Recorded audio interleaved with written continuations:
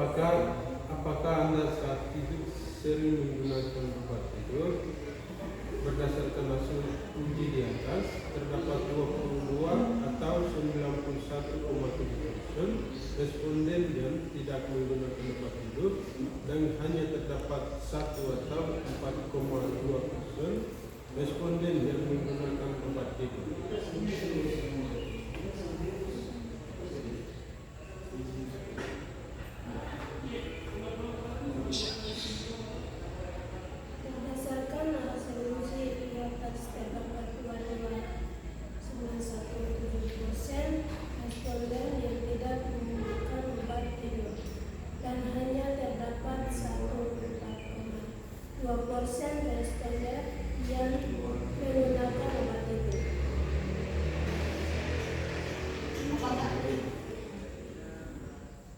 Bagaimana Anda menilai kualitas tidur Anda selama sebulan?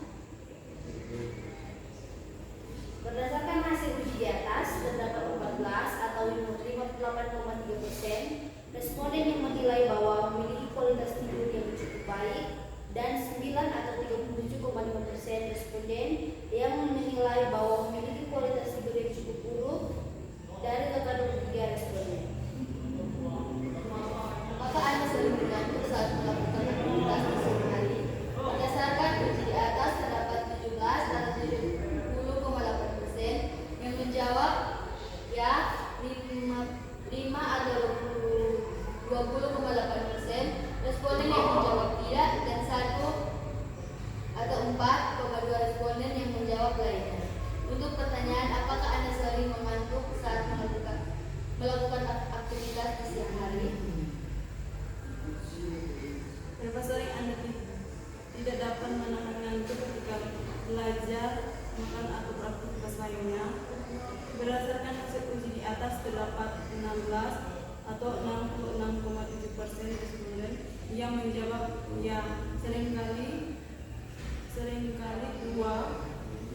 atau 8,3% responden yang menjawab tidak pernah, dan 5 atau 20,8% responden yang menjawab lainnya. Untuk pertanyaan berapa sering dan tidak dapat menahan ngantuk ketika belajar dan aktivitas lainnya? Pukul berapa Anda biasanya bangun pagi?